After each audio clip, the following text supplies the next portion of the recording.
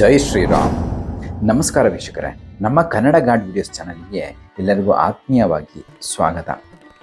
ಆತ್ಮೀಯರೇ, ರಾಮಭಕ್ತರಾದ ಶ್ರೀ ಹನುಮಾನ್, ಶ್ರೀ ಆಂಜನೇಯ ಸ್ವಾಮಿಯ ಬಲ, ಶೌರ್ಯ, ಭಕ್ತಿ ಮತ್ತು ಜ್ಞಾನಗಳ ಪ್ರತಿರೂಪ ಶ್ರೀ ಹನುಮಾನ್. ವಾನರ ರೂಪದಲ್ಲಿ ಜನಿಸಿದರೂ ಸಹ ತಮ್ಮ ತೇಜಸ್ಸು, ಧೈರ್ಯ ಮತ್ತು ಪರಾಕ್ರಮಗಳಿಂದ ದೇವಾನುದೇವತೆಗಳಿಂದ ಶ್ರೇಷ್ಠರಾದವರು ಆಂಜನೇಯ ಸ್ವಾಮಿಯನ್ನು ನೆನೆಯುವುದರಿಂದ ನಮ್ಮ ಜೀವನದಲ್ಲಿ ಬಂದೋಗುವಂತಹ ಎಲ್ಲ ಕಷ್ಟಗಳು ಶೀಘ್ರವಾಗಿಯೇ ನಿವಾರಣೆ ಆಗುತ್ತವೆ. ಪುರಾಣಗಳ ಪ್ರಕಾರ ಆಂಜನೇಯ ಸ್ವಾಮಿಗೆ ಒಟ್ಟು 108 ಹೆಸರುಗಳಿವೆ. ಆ ನಾಮಗಳಲ್ಲಿ 12 ಹೆಸರುಗಳು ಬಹಳ ಪ್ರಮುಖವಾಗಿದ್ದವೆ. ಈ 12 ಹೆಸರುಗಳನ್ನು ದ್ವಾದಶ ನಾಮಾವಳಿ ಎಂದು ಕೂಡ ಕರೆಯುತ್ತಾರೆ. ಈ ದ್ವಾದಶ ನಾಮಾವಳಿಗಳು ಆಂಜನೇಯ ಸ್ವಾಮಿಯ ಜೀವನದ ವಿವಿಧ ಘಟ್ಟಗಳು ಮತ್ತು ಅವರ ಪರಾಕ್ರಮ ಮತ್ತು ಪ್ರಭು ಶ್ರೀರಾಮಚಂದ್ರನ ಮೇಲಿದ್ದಂತಹ ಅವರ ಅಚಲ ಭಕ್ತಿಯನ್ನು ಪ್ರತಿಬಿಂಬಿಸುತ್ತವೆ. ಪ್ರತಿನಿತ್ಯ ಮುಂಜಾನೆ ಅಥವಾ ಯಾವುದೇ ಕಾರ್ಯವನ್ನು ಪ್ರಾರಂಭ ಮಾಡುವ ಮೊದಲು ಆಂಜನೇಯನ ದ್ವಾದಶ ನಾಮಾವಳಿಯನ್ನು 11 ಬಾರಿ ಉಚ್ಚರಿಸಿದರೆ ಆಂಜನೇಯ ಸ್ವಾಮಿಯ ಸಂಪೂರ್ಣ ಕೃಪಾಶೀರ್ವಾದ ನಮ್ಮದಾಗುತ್ತದೆ. ನಮ್ಮ ಈ ಪ್ರಸ್ತುತ ಸಂಚಿಕೆಯಲ್ಲಿ ಹನುಮದೇವರ ದ್ವಾದಶ ನಾಮಗಳು ಯಾವುವು ಎಂಬುದನ್ನು ತಿಳಿಯೋಣ ಮತ್ತು ಆ ನಾಮಗಳ ಅರ್ಥವೇನು ಎಂದು ಕೂಡ ತಿಳಿಯೋಣ. ದ್ವಾದಶ ನಾಮಗಳನ್ನು ಪಠಿಸುತ್ತಾ ಇದ್ದರೆ ನಮ್ಮ ಕಷ್ಟಗಳು ಕೂಡ ದೂರವಾಗುತ್ತದೆ. ಹಾಗಾದರೆ ಆಂಜನೇಯ ಸ್ವಾಮಿಯ ದ್ವಾದಶ ನಾಮಗಳು ಮತ್ತು ಅವುಗಳ ಅರ್ಥಗಳನ್ನು ತಿಳಿಯೋಣ ಬನ್ನಿ. ಹನುಮಾನ್, ಅನು ಎಂದರೆ ಸಂಸ್ಕೃತದಲ್ಲಿ ದವಡೆ, ಮಾನ್ ಎಂದರೆ ಹೊಂದಿರುವವರು ಎಂಬರ್ಥ.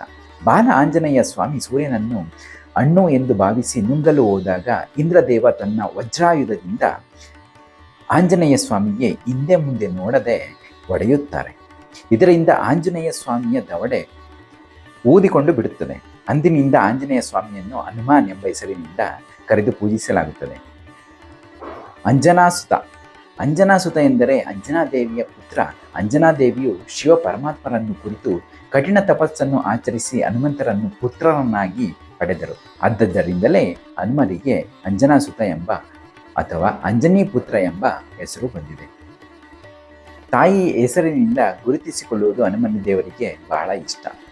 ವಾಯುಪುತ್ರ. ವಾಯುದೇವರ ಅನುಗ್ರಹದಿಂದಲೇ ಅಂಜನಾದೇವಿಯವರಿಗೆ ಆಂಜನೇಯ ಸ್ವಾಮಿ ಜನಿಸಿದ್ದು. ಇದೇ ಕಾರಣದಿಂದಲೇ ಹನುಮಂತರಿಗೆ ಗಾಳಿಯ ವೇಗ ಮತ್ತು ಶಕ್ತಿ ಇರುವುದು.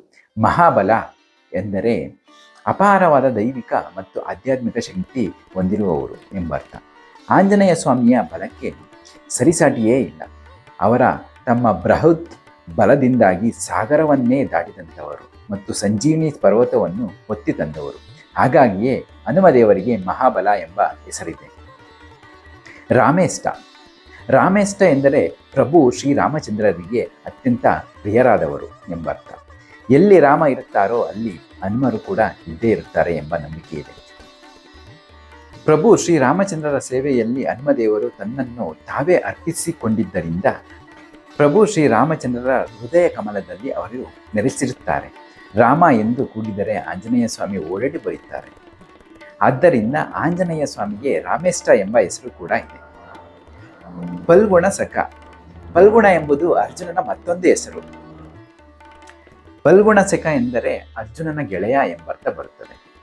ದ್ವಾಪರ ಯುಗದ ಕುರುಕ್ಷೇತ್ರ ಕದನದಲ್ಲಿ ಅರ್ಜುನನ ರಥದ ಧ್ವಜದ ಮೇಲೆ ಇದ್ದುಕೊಂಡು ಪಾಂಡವರಿಗೆ ಗೆಲುವನ್ನು ತಂದುಕೊಟ್ಟಿದ್ದಕ್ಕಾಗಿಯೇ ಆಂಜನೇಯ ಸ್ವಾಮಿಗೆ ಈ ಫಲ್ಗುಣ ಸಖ ಎಂಬ ಹೆಸರು ಬಂದಿದೆ.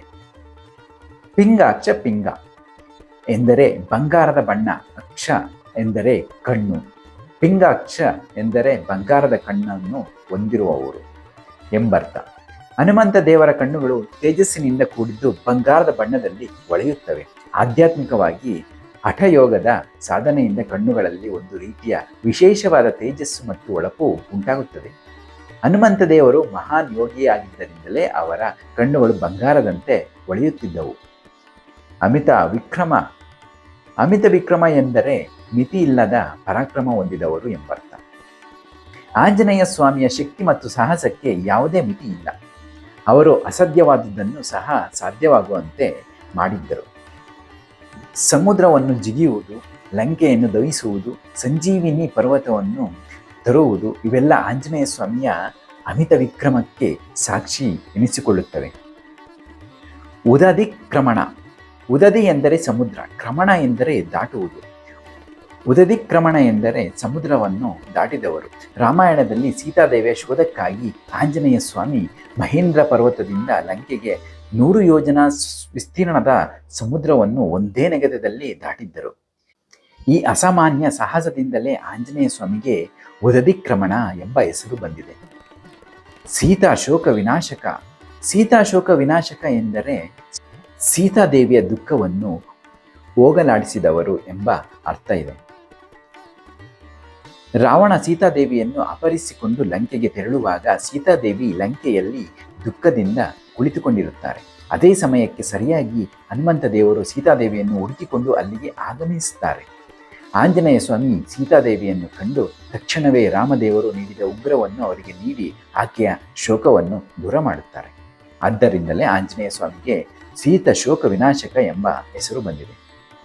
ಲಕ್ಷ್ಮಣ ಪ್ರಾಣದಾತ. ಲಕ್ಷ್ಮಣ ಪ್ರಾಣದಾತ ಎಂದರೆ ಲಕ್ಷ್ಮಣನಿಗೆ ಜೀವದಾನ ಮಾಡಿದವರು ಎಂಬ ಅರ್ಥ. ರಾಮ ರಾವಣರ ಯುದ್ಧ ನಡೆಯುವ ಸಂದರ್ಭದಲ್ಲಿ ರಾವಣನ ಪುತ್ರ ಇಂದ್ರಜಿತ್ತು ಪ್ರಯೋಗಿಸಿದಂತಹ ಶಕ್ತಿ ಎಂಬ ಭೀಕರ ಆಯುಧದಿಂದ ಲಕ್ಷ್ಮಣನ ಮೂರ್ಛೆ ಹೊಂದುತ್ತಾರೆ.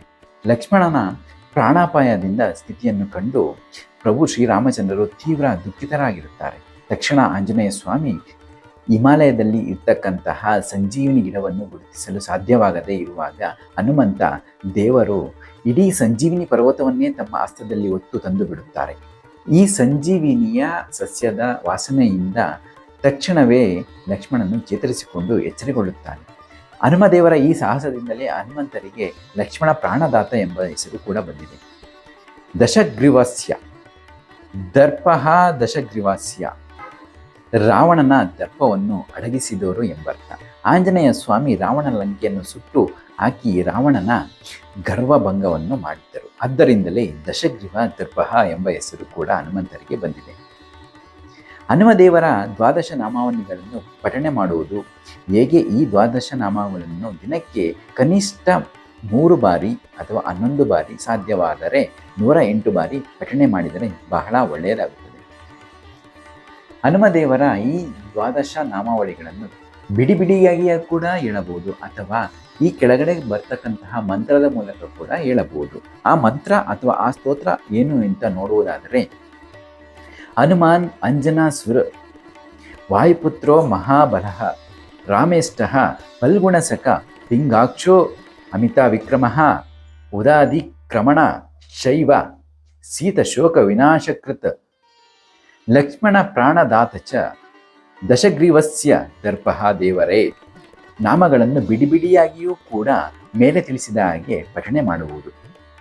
ಓಂ ಹನುಮತೇ ನಮಃ, ಓಂ ಅಂಜನಾಸುನೇ ನಮಃ, ಓಂ ವಾಯುಪುತ್ರಾಯ ನಮಃ, ಓಂ ಮಹಾಬಲಾಯ ನಮಃ, ಓಂ ರಾಮೇಷ್ಟಾಯ ನಮಃ, ಓಂ ಫಲ್ಗುಣ ಸಖಾಯ ನಮಃ, ಓಂ ಪಿಂಗಾಕ್ಷಾಯ ನಮಃ, ಓಂ ಅಮಿತ ವಿಕ್ರಮಾಯ ನಮಃ, ಓಂ ಉದರಿಕ್ರಮಣಾಯ ನಮಃ, ಓಂ ಸೀತಶೋಕ ವಿನಾಶಕಾಯ ನಮಃ, ಓಂ ಲಕ್ಷ್ಮಣ ಪ್ರಾಣದಾತೇ ನಮಃ, ಓಂ ದಶಗ್ರೀವಸ್ಯ ದರ್ಪಾಯ.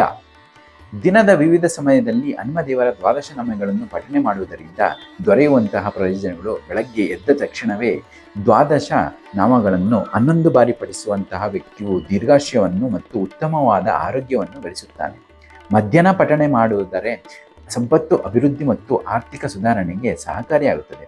ಸಂಧ್ಯಾಕಾಲ ಅಥವಾ ಸಾಯಂಕಾಲ ಸಮಯದಲ್ಲಿ ಹನುಮದೇವರ ದ್ವಾದಶ ನಾಮಗಳನ್ನು ಪಠಣೆ ಮಾಡುವುದರಿಂದ ಭಕ್ತರ ಸುತ್ತ ಒಂದು ಸುರಕ್ಷಾ ಕವಚದಂತೆ ಕಾರ್ಯನಿರ್ವಹಿಸುತ್ತದೆ ಮತ್ತು ದುಷ್ಟ ಶಕ್ತಿಗಳಿಂದ ನಮ್ಮನ್ನು ಯಾವಾಗಲೂ ಕಾಪಾಡುತ್ತವೆ. ಜಾತಕದಲ್ಲಿ ಶನಿಶ್ಚರರ ಅಥವಾ ಇತರ ಗ್ರಹ ದೋಷಗಳ ಪ್ರಭಾವವನ್ನು ತಗ್ಗಿಸಲು ಹನುಮದೇವರ ನಾಮಸ್ಮರಣೆ ಅತಿ ಪ್ರಯೋಜನಕಾರಿ. ಹನುಮದೇವರ ದ್ವಾದಶ ನಾಮಾವಳಿಗಳು ಭಕ್ತರಲ್ಲಿ ಅಚಲ ಶಕ್ತಿ ಮತ್ತು ಧೈರ್ಯವನ್ನು ತುಂಬುತ್ತವೆ. ಈ ನಾಮಗಳನ್ನು ಮಂಗಳವಾರ ಅಥವಾ ಶನಿವಾರ ಪಠಣೆ ಮಾಡುವುದು ಹೆಚ್ಚು ಫಲಪ್ರದ. ಆತ್ಮೀಯರೇ, ದ್ವಾದಶ ನಾಮಾವಳಿಗಳ ಬಗ್ಗೆ ವಿಡಿಯೋವನ್ನು ವೀಕ್ಷಿಸಿದ್ದಕ್ಕಾಗಿ ಧನ್ಯವಾದಗಳು. ಶ್ರೀ ಹನುಮಂತನ ಕೃಪೆ ಸದಾ ನಿಮ್ಮ ಮೇಲಿರಲಿ. ಜೈ ಶ್ರೀರಾಮ್. ವೀಕ್ಷಣೆಗಾಗಿ ಧನ್ಯವಾದಗಳು.